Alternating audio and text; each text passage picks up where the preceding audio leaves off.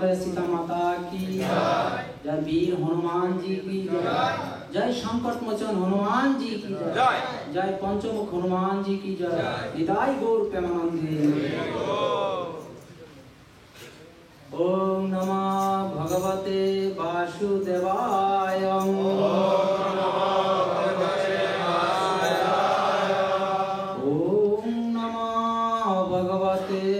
वासुदेवाय।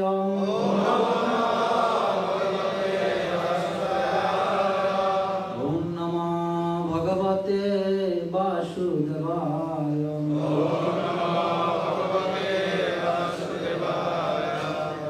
अज्ञानितमिनन्दस्य ज्ञानाञ्जनशलाकया चक्षुरुन्मिलितं येन तस्मै श्रीगुरुवे नमः। श्रीचैतन्यमहापुरुषं स्थापितं येन भूतले स्वयं रूपं कदामयं ददाति स्वपदान्तिकं। वन्दे अहं श्रीगुरुं श्रीपादकमलं श्रीवैष्णवंश श्रीरूपं साग्रजातं सहगुणं रघुनाथं तं शैवं साद्वैतं सावधं परिजनसहितं कृष्णचैतन्यदेवं श्री राधा कृष्ण पदान् सगणं ललिता श्रीविशाखान्वितं। नमो विष्णुपादाय कृष्णप्रेष्ठाय भूतले श्रीमते भक्तिवेदान्त स्वामिने नमस्ते सरस्वती देवे गुरुरानी प्रचारिणे निर्विशेषशून्यवादी पाश्चात्यदेशतारिणे वञ्चाकल्पतरुभ्यश्च कृपा सिन्धुभ्यो च पतितानां पावनेभ्यो वैष्णवेभ्यो नमो महावदनाय कृष्ण प्रेमप्रदायते कृष्णाय कृष्णाय चैतन्य नाम्ने गुरुतिष्ठे नमो नीलाचल निवासाय नित्याय परमात्मने बलभद्र सुभद्रं जगन्नाथाय नमः। हे कृष्ण करुणा सिन्धु दीनबन्धु जगत्पते गोपेश गोपिकान्त राधाकान्त नमोस्तुते। तप्त काञ्चन वृन्दावनेश्वरी प्रणमामि हरिप्रिये। जय श्री कृष्ण चैतन्य प्रभु नित्यानंद श्री अद्वैत गदाधर शिवासादि गौरभक्तवृन्द। हरे कृष्ण कृष्ण कृष्ण हरे हरे हरे राम राम राम हरे हरे। हरे कृष्ण कृष्ण कृष्ण हरे हरे हरे राम राम राम हरे हरे। हरे कृष्ण कृष्ण कृष्ण हरे हरे हरे राम राम राम हरे हरे। बोलें सबाई रामाय राम भद्राय रामचंद्र यदस्य रघुनाथाय नाथाय सीताय पतये नमः।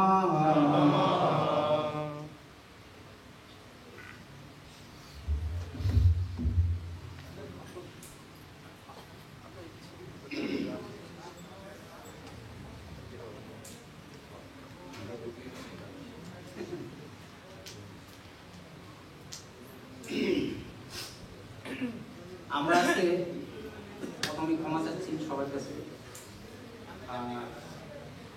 আর সবাইকে আমরা আমাদের পক্ষ থেকে এবং ISKCON international society for Krishna পক্ষ থেকে আপনাদের কৃষ্ণমূর্তির শুভেচ্ছা জানাচ্ছি এই শুভ সন্ধ্যা যোগদান করার জন্য। ভগবান রামচন্দ্রের মহিমা শ্রবণ করবেন যারা, আমি অত জানি না কিন্তু আপনারা জানেন এই ভগবানের কাহিনী এটা অনেক পুরানো কাহিনী। তারপরেও আমরা যখন শুনি মনে হয় যেন এইটা নতুন করে শ্রবণ করছি। কেন আমরা এই চলার পথে সংসারের তাগিদে মানুষ সবকিছু ভ্রম হয়ে যায়, ভুলে যায়, আমরা সঠিক দিক নির্দেশ পাই না।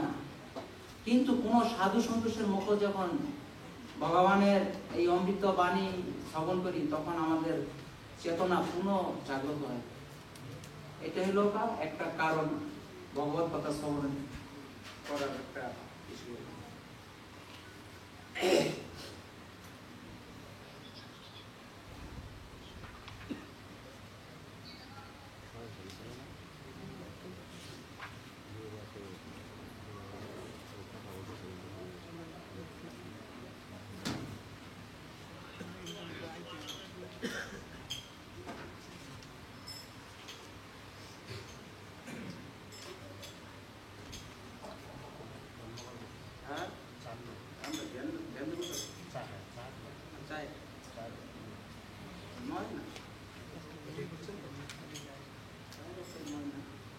যদি আমরা একটু ভগবানের একটা শুরু করবো অযোগ মিশানো এটা করি করেন আমরা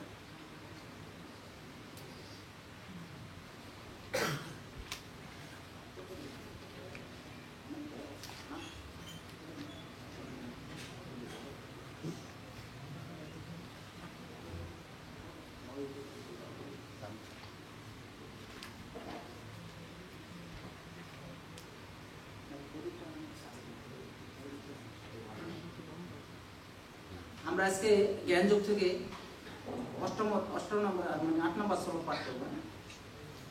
জ্ঞানযোগ 4th অধ্যায়, সবাই খেয়াল করুন একটু।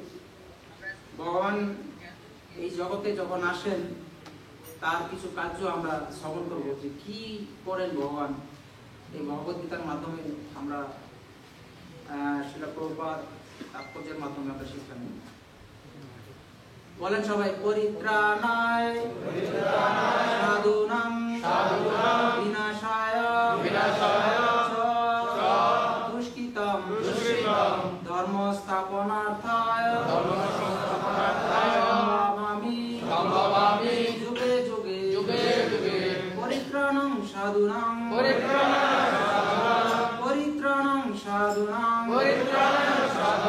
বিনাশায় চ দুষ্কৃতম ধর্ম স্থাপনার্থায় সম্ভবামি যুগে যুগে। কেউ পাঠ করলেন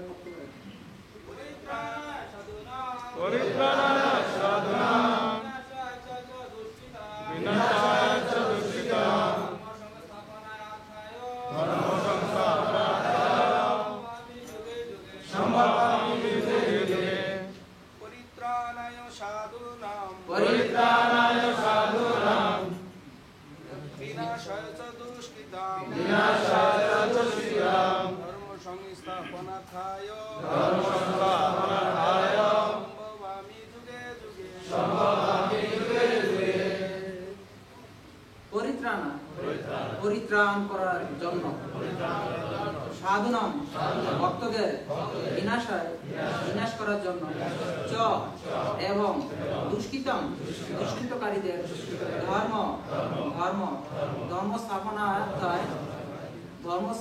সংস্থাপনের জন্য, সম্ভবামি অবতীর্ণ যুগে যুগে।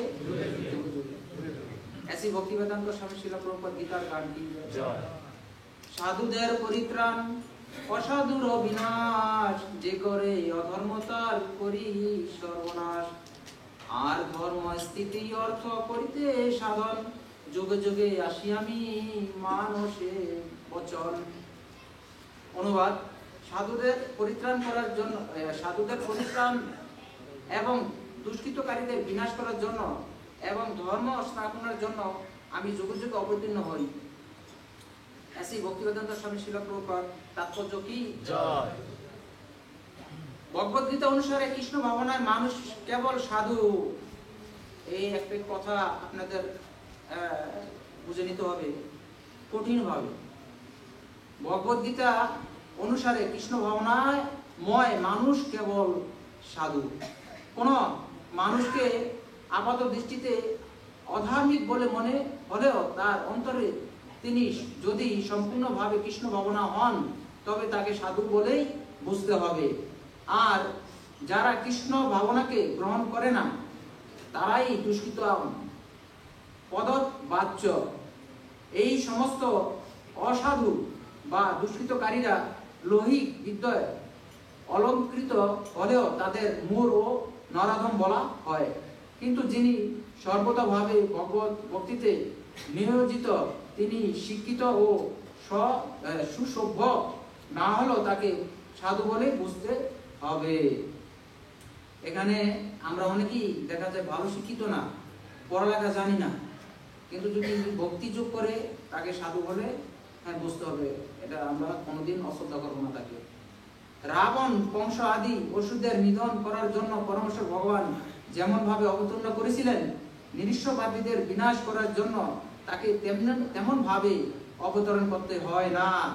ভগবানের অনেক অনুচর আছেন যারা অনায়াসে অসাধুদের সংহার করতে পারেন, কিন্তু ভগবানের অবতরণের উদ্দেশ্য হচ্ছে অসুরদের দ্বারা সর্বদা উৎপীড়িত তার অন্য ভক্তদের পরিত্রাণ করা। অসুরেরা ভগবত ভক্তদের নানাভাবে কষ্ট দেয়, এমনকি ভক্ত যদি তার স্বজন হয়। বোঝা গেল? যেমন এখানে দৃষ্টান্ত দিয়েছেন, যদি প্রহ্লাদ মহারাজ ছিলেন, যদিও প্রহ্লাদ মহারাজ ছিলেন হিরণ্যকশিপুর পুত্র, কিন্তু তা সত্ত্বেও তিনি তার পিতা দ্বারা নির্যাতিত হয়েছিলেন।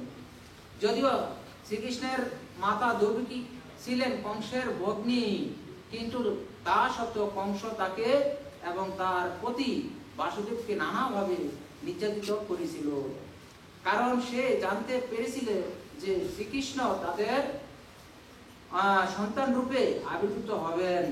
সুতরাং কংসকে নিধন করার থেকেও ভগবান শ্রীকৃষ্ণের অবতরণের মুখ্য উদ্দেশ্য ছিল দেবকীকে উদ্ধার করা, কিন্তু দুটি কার্য একসঙ্গেই সাধিত হয়েছিল। তাই এখানে বলা হয়েছে যে সাধুদের পরিত্রাণ এবং আসরিক দুষ্কৃতকারীদের বিনাশ করার জন্য ভগবান বিভিন্ন অবতার রূপে প্রকটিত হন। শ্রী কৃষ্ণদাস কবিরাজ গোস্বামী রচিত শ্রী চৈতন্য চরিতামৃত গ্রন্থে নিম্নলিখিত শ্লোকগুলির মাধ্যমে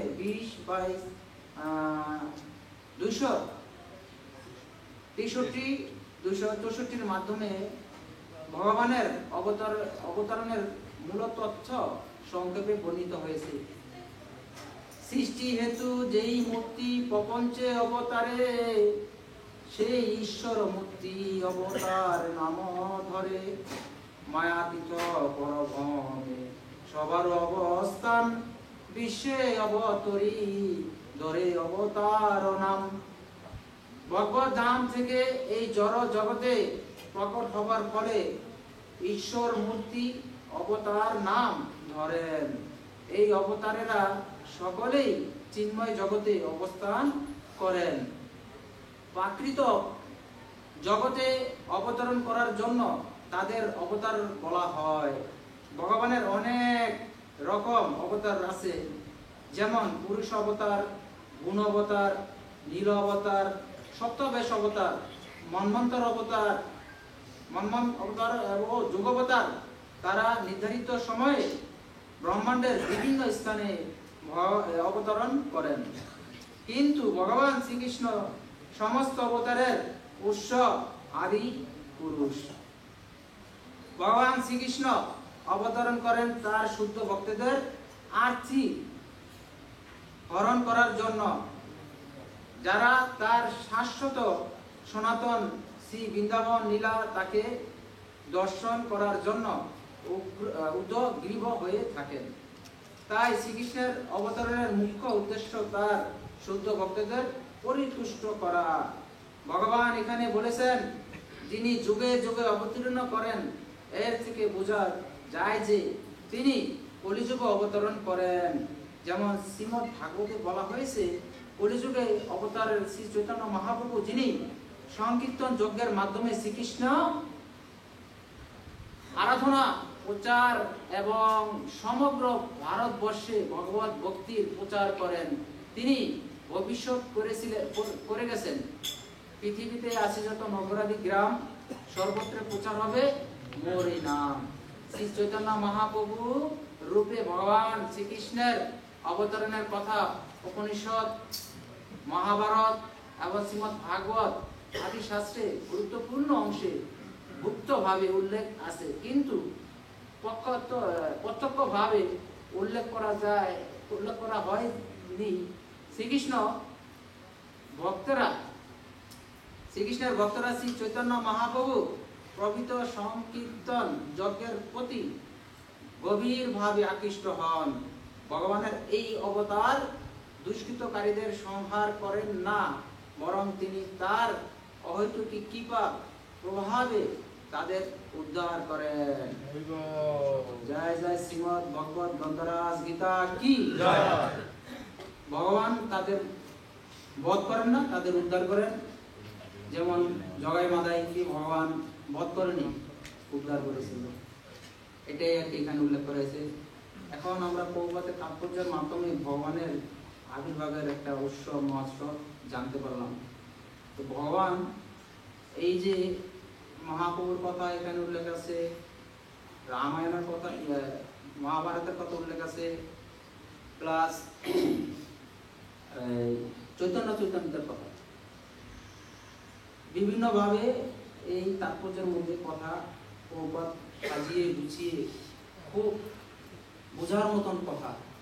প্রভুপাদের কথা কেউ বোঝে না এরকম লোক খুব কম আছে। আর যদি বোঝে না, যে ব্যক্তি প্রভুপাদের কথা বোঝে না, সে কৃষ্ণ ভক্তি কোনোদিন করতে পারবে না। ঠিক কিনা? কথা ঠিক। এই ঠিক আছে। প্রভুপাদের কথা যদি কোনো ব্যক্তি বুঝতে না পারেন, বুঝতে হবে যে তার দ্বারা কোনোদিন ভগবত ভক্তি হবে না। প্রভুপাদ এমন একজন ব্যক্তি, ওনার মুখ দিয়ে যেরকম ভাবে ভগবানের কথা ওনার হাত দিয়ে লিপিবদ্ধ করেছেন, এটি আমাদের জন্য খুবই সৌভাগ্য যে আমরা এই কলিযুগে এসে এরকম একটি ভগবানের অমৃত মহিমা লীলা বোঝার মতন আমাদের কিঞ্চিত জ্ঞান বুদ্ধি ভগবানের কৃপায় প্রভুপাদের কৃপায় আমরা পেয়েছি কিনা? আপনি ধরুন, আপনি ভক্তি জীবন আসেননি, তার আগের খণ্ডে একটু ভাবুন যে আমাদের সেই সময়টা, আর বর্তমান যারা ভক্তি জীবন করছেন তাদের এই সময়টা। কিন্তু হ্যাঁ, ভক্তি জীবনের মূল কাঠি হলো কি, সেটা হলো হরিনাম আর ভগবানের ধামবাস, এগুলোর কথা বলা আছে। বিশেষ করে যেইগুলো আমরা করলে ভক্তি জীবনটা ধারাবাহিকতা ঠিক থাকবে, সেটার মধ্যে থাকতে হবে। বাইরে গেলেই শেষ। ঠিকঠাক, যেমন ধরুন খুরেল্লা মনের কথা, যেমন ভাগবতমে প্রভুপাদ খুরেল্লা মনের কথা উল্লেখ করেছে। মন আর খুর যদি এক না থাকে, ওর দ্বারা ভক্তি জীবন হবে না। মানে ওর গাল কাটা যাবে। মন আর খুর যদি এক না থাকে, গাল কাটা যাবে কি যাবে না? যাবে। ঠিক কিনা? যাই, আমাদেরও ভক্তি জীবন জানি সবাই খুব সুন্দর করি বা সুন্দর চেষ্টা করি, কিন্তু তার মাঝে অনেক আমাদের ভুল হতে পারে। এই জন্য যদি আমরা ভক্তি জীবনটা করতে চাই, প্রভুপাদ অ্যাটলিস্ট কি চেয়েছেন, যদি তার কথা স্মরণ করতে পারি, তার ধরনে চলতে পারি, তাইলে আমরা ঠিক পারি। যাই হোক, তো এখানে ভগবানের কথা আমরা এখন একটু আলোচনা করব। ভগবান রামচন্দ্রের কথা। এই ভগবান রামচন্দ্র প্রথমত উনি সরাসরি কিভাবে আসলেন, কার বংশে আসলেন, আমরা তার একটু পরিচয় জানি। এই যে একজন মহারাজ ছিল, খট্টাঙ্গ মহারাজ, তার কথা এই সুখদেব গোস্বামী নৈমিষারণ্যে ভাগবত কথার সময় আলোচনা করেছিলেন। পরীক্ষিত মহারাজ বলল যে আমার মৃত্যু 7 দিন আছে, এখন আমি কি করব? ওই তোমার 7 দিন আছে? ওই খট্টাঙ্গ মহারাজ তো তার থেকে আর কম সময় পেয়েছিল, 1 মুহূর্ত। সেই 1 মুহূর্তের কথা ভাগবতমে লিপিবদ্ধ হয়েছে। সেই খট্টাঙ্গ মহারাজের পুত্র দীর্ঘবাহু, মানে খুব শক্তিশালী ছিল। এই দীর্ঘবাহুর পুত্র হলো রঘু, রঘুর পুত্র হলো অজ, এই অজর পুত্র হলো রাজা দশরথ। এইভাবে করে করেই আমাদের ভগবান আবির্ভূত। এখন ভগবান যে আবির্ভূত হবে, এটা তো এইভাবে না, অনেক ব্যাপার স্যাপার আছে। ভগবান যেখানে যায় তার আগে তার পার্শ্বরা যায়, তারপরে যে কোনো জায়গায় গুরু মহারাজ যখন যেখানে যাবে, দেখবেন যে সবাই এর আগে গিয়ে ওখানে পরিষ্কার করতে হয়, প্রিপারেশন নিতে হয়, যাইতেছে গুরু মহারাজ। এইরকম আর কি। তো একজন ব্যক্তি ছিল, তার একটা রাজ্য ছিল, সেই রাজ্যের নাম ছিল অযোধ্যা। এই অযোধ্যা রাজ্যের রাজা, এই রাজা হলো দশরথ। এই দশরথ রাজার এই সাম্রাজ্যে পার ঘেঁষেই একটা নদী গেছে, তার নাম হলো সরজ নদী। নদীর তীরে বা দুপাশে সুন্দর সুন্দর গাছ ছিল, ফল গাছ, কোনো এই আগাছা গাছ না, ভালো ভালো গাছ ছিল, যে গাছ শুভ আর যে গাছ ফল দান করে, ফুল দান করে। এক নম্বর সেখানে সারস পাখিরা ছিল, গুনগুনে পাখিরা ছিল, খুব সুন্দর গন্ধ ছিল, দেবতাদের কেশের যে গন্ধ, সেই কেশের গন্ধ এই সুরূপের নদীর মধ্যে বয়ে যেত। তারপরে সেইখানে দেবতাদের বাদ্য আছে না, দুমদুম বাদ্য, সেটা বাদ্য বাজনা শব্দ সেই সূর্য নদীর পারে। তারপরে সেই মানে কোনো অভাব ছিল না রাজ্যে, রাজ্যটি একদম পরিপূর্ণ, সব কিছু ঠিকঠাক, প্রজাদের মনে আনন্দ, রাম রাজ্য, সেই রাজ্যে কোনোদিন দরজা বন্ধ হতো না। মানে এখন তো কি বলবো, যে সিজন দরজা বন্ধ করে বড় একটা তালা দিল, চুরি হয় কিনা? কই ভাই, কই কিরে, কই জানিস না সারা রাত লক্ষ্মী পূজা করেছি, লক্ষ্মী পূজা করে দরজা খুলে ঘুমিয়েছিলাম, কেন? লক্ষ্মী আসবে বলে। পরে দেখি রাতের বেলা চোর চলেছে। এখন রাজ্য, আমাদের সমাজে যে অবস্থা, ভালো ভালো তালা দিল, দেখা যাচ্ছে ভেঙে নিয়ে যাচ্ছে সবকিছু। আর এই রাম রাজ্যে কিন্তু চোর ছিল না, দরজা খুলে মানুষ ঘুমাতো, ভয় ছিল না, অত্যাচার ছিল না, অনাচার ছিল না, মানুষের ভিতরে আনন্দ ছিল। সেই আনন্দের ভিতরে একজন ব্যক্তি, সেই রাজা দশরথ, তার মনে কোনো শান্তি ছিল না। তো শান্তি ছিল না কেন? তার শান্তি নেই কেন? যে দেখো, আমার সব আছে কিন্তু আমার পুত্র নেই। দেখো, মানুষের যাদের যেটা নাই সেটার জন্য সে ফিল করে। যার আছে, কারো আছে মেয়ে, দেখা হলো যে ছেলে নেই, যার আছে ছেলে তার মেয়ে নেই। আবার যার অর্থ আছে সে বলে যে এত আমার সুখ নেই, আবার যার সুখ নাই এই বলে আমার অর্থ নাই। এরকম কি না? তো বিভিন্ন মানুষ বিভিন্ন দুঃখে থাকে। এরকম রাজা দশরথ একটা দুঃখের মধ্যে পড়ে গেল। তখন তার এই বৈঠকখানা, এরকম সুন্দর রাজপ্রাসাদে সবাই বসলো, মনি ঋষিদের ডাকলো যে এখন আমি কি করতে পারি। এই তো রাজা দশরথ বললো যে আমি অশ্বমেধ যজ্ঞ করব, তাহলে আমার পুত্র হবে। তখন এই রাজা দশরথের একজন মন্ত্রী ছিল, তার নাম ছিল সুমন্ত্র। যে মন্ত্র, যে কথা বলে ভালো হয়। আমরা যখন কথা বলি, এই কথার কারণে দেখা গেল মাইরও খেতে পারি, কিন্তু সুমন্ত্র এরকম কথা বলতো না। উনি কথা বলতো খুব মিষ্টি করে, খুব সুন্দর করে, যার জন্য তার নাম হয়েছে সুমন্ত্র। এই রামায়ণে এক একজনের নাম শুনলে, আর এখনকার মানুষ তো যেভাবে খুশি সেভাবে নাম রাখে না, তার ব্যক্তির উপরে নাম হয়, আর ব্যক্তিত্ব ওরকমই হয়। ভরত, যে নাকি অন্যের ভার বহন করতে পারে, তার জন্য নাম হয়েছে ভরত। শত্রুঘ্ন, যে নাকি সমস্ত গুণকে জয় করেছে, তার জন্য নাম হয়েছে শত্রুঘ্ন। তারপরে লক্ষণ, যার দৃষ্টিপাত স্থির থাকে, মানে তার কোনো এদিক সেদিক নেই, 14 বছর না খেয়েছিল লক্ষণ, তার জন্য তার নাম হয়েছে লক্ষণ। বুঝা গেল? তো এই যে সমুদ্র ব্যক্তি বলল যে দেখো, আমি বহু পূর্বে সত্যযুগের কথা উনি বলছিল, যে সনত কুমারের মুখ থেকে শুনেছিলাম যে ত্রেতাযুগে একজন রাজা হবে, সেই রাজার একটি 4টি পুত্র হবে, সুপুত্র, যা নাকি হবে ভগবানের অবতার। তো আমি যদি এই কথা শুনি তাহলে এটা মৃত্যু হবে না। আপনি এক কাজ করুন, আপনি পুত্রষ্টি যজ্ঞ করুন, আর তাহলে আপনার পুত্র সন্তান হবে। তখন বললো তাহলে ঠিক আছে, আমি পুত্রষ্টি যজ্ঞ করব, সেই ব্যবস্থা করো। তো এখন এই ভগবান, এখন যে রাজা এই কথা বললো, সবাই এখন ব্যবস্থা করার জন্য যাচ্ছে। কিন্তু তার আগে বললো সমুদ্র যে দেখো, পুত্রষ্টি যজ্ঞ এত সহজ না, এই যজ্ঞ করতে হলে খুব ভালো ঋষি লাগবে। এরকম ঋষি লাগবে যে ঋষি কোনোদিন অন্যায় অপরাধ করে নেই, যার হৃদয় কমল কৃষ্ণ ভক্তি তার ভিতরে, তার ভিতরে কিছু নেই। তো সেইকালে ঋষি কোথায় পাবে এরকম সুন্দর ঋষি, এত ভালো ঋষি?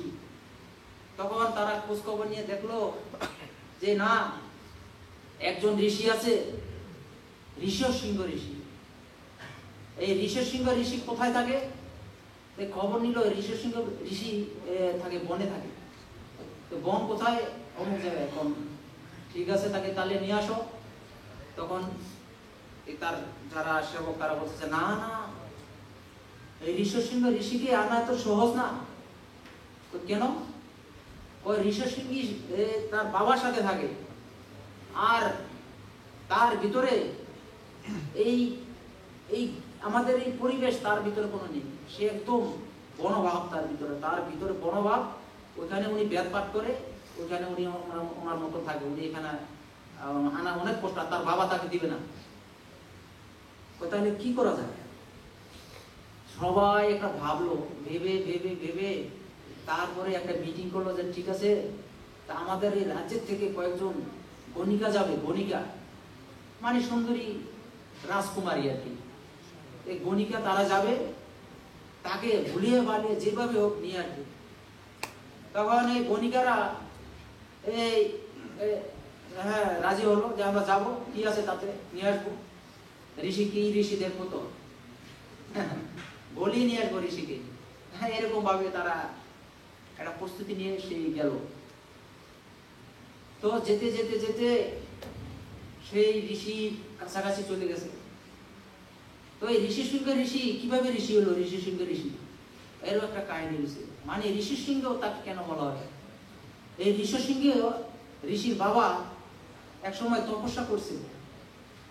সেই তপস্যা করতে করতে খুব তার মাঝে এই কিছু স্বর্গ থেকে অস্পরা আসলো। কেন? এই দেবরাজ ইন্দ্র ভাবে যে এরকম তপস্যা করে জগতে নিশ্চয়ই আমার এই রাজ সিংহাসন তারা দখল করবে। তার ভিতরে একটা ভয়, তার জন্য এই তার বাবাকে তপস্যা করার ভঙ্গ করার জন্য তার একজন অস্পরা সুন্দরী কন্যাকে পাঠালো। তখন সে এসে গুনগুন করে গান গাচ্ছে, আর ঋষি বুঝতে পারলো যে সে তো আসছে। তখন তার হাতে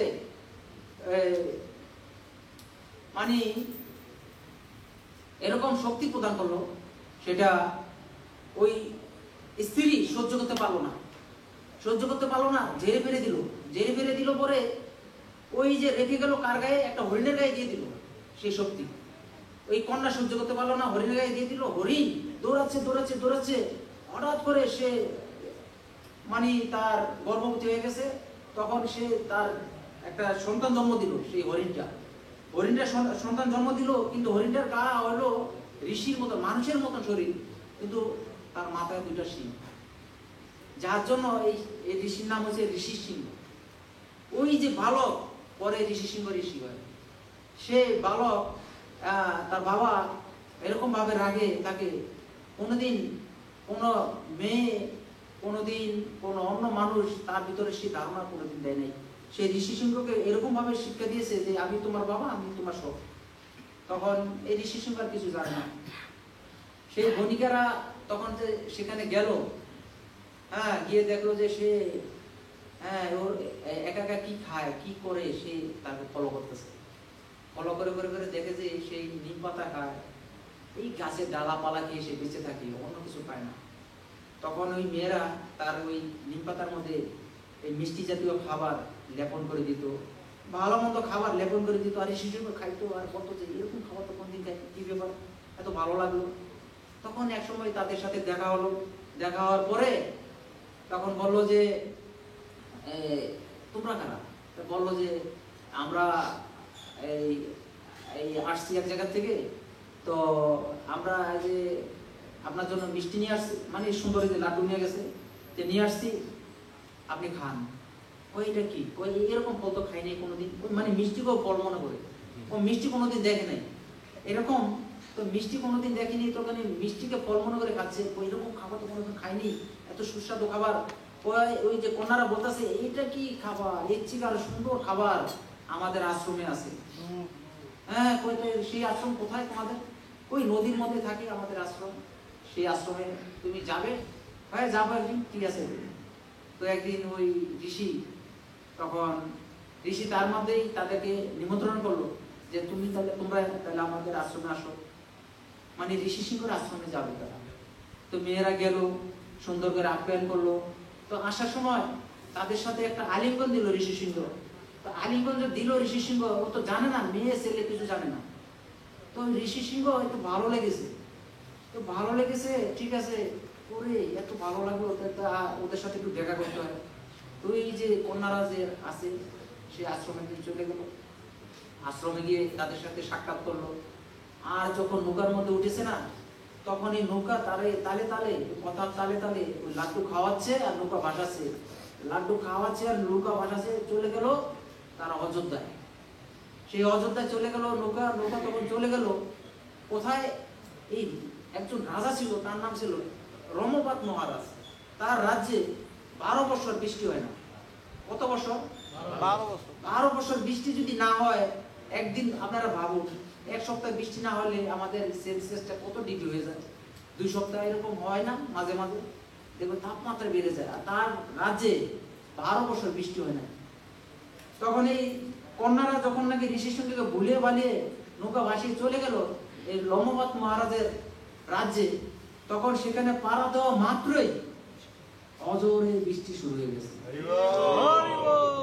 ভক্তের চরণ স্পর্শে প্রভুপাদ যখন নাকি আমেরিকায় গেল, একটি সেই সময় পেলাম একটা বিশাল তৃতীয় যুদ্ধের অবস্থা। ভগবানের কৃপায় প্রভুপাদ যখন নাকি আমেরিকা পা রেখেছিল, সেই সমস্ত যারা কমান্ডার আর্মি সেনাবাহিনীরা তারা গিয়েছিল যুদ্ধের জন্য, ফিরত চলে আসছে, যুদ্ধ বন্ধ, তখন আর যুদ্ধ হয়নি।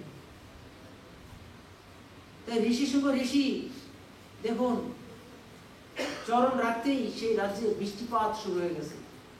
তো বৃষ্টিপাত হওয়ার পরে সেই রাজ্যে রমপাদ মহারাজ বলল, আপনি আসছেন, খুব খুশি হয়েছি, আপনি একটা যজ্ঞ করতে হবে। সেখানে একটা যজ্ঞের আয়োজন করলো।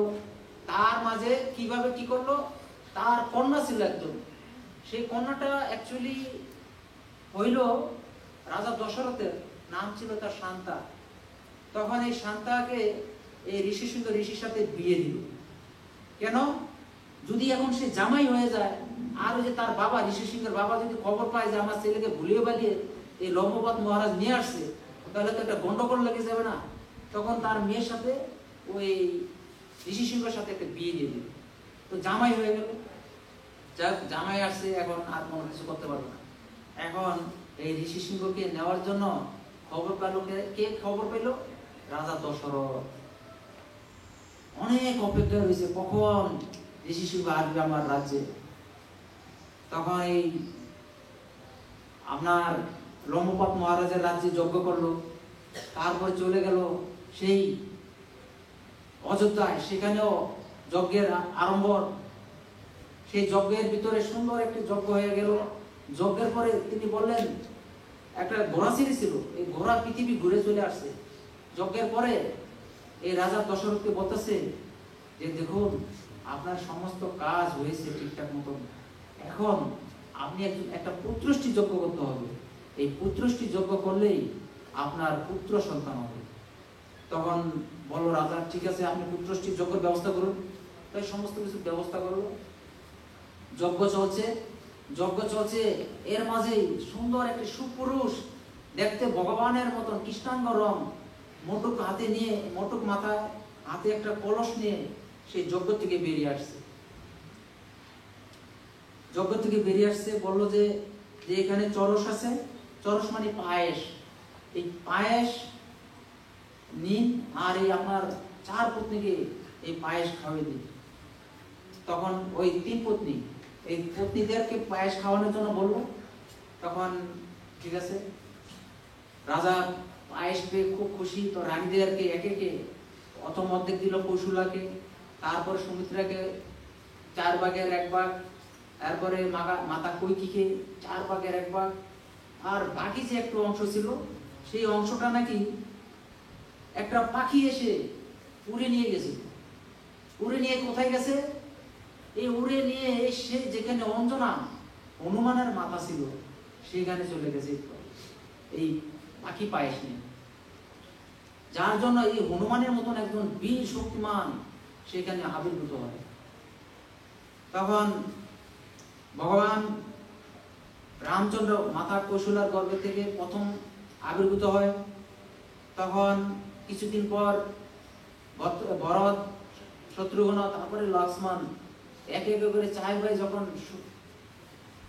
আবির্ভূত হয়ে যায়, তখন এই রাজ্যে আনন্দের সীমা নেই, প্রচুর আনন্দ। ভগবানের আবির্ভূতে সমস্ত দেবতারা, ঋষিরা, গন্ধর্বর এবং পুষ্পবৃষ্টি করতে শুরু করলো তারা সেই রামরাজ্যে। তো বৃষ্টি হচ্ছে, পুষ্পবৃষ্টি একাধারা 3 মাস পর্যন্ত চন্দ্র সূর্য এই অযোধ্যাকে আলো দিয়ে রেখেছে, মানে রাত হয়নি। এত আনন্দে ভগবানের আবির্ভাবের কারণে তারা অন্ধকার দেয়নি, সবসময় রাত দিন। তো এমতো অবস্থায় একজন ঋষি আসছে সেখানে। কতদিন পর?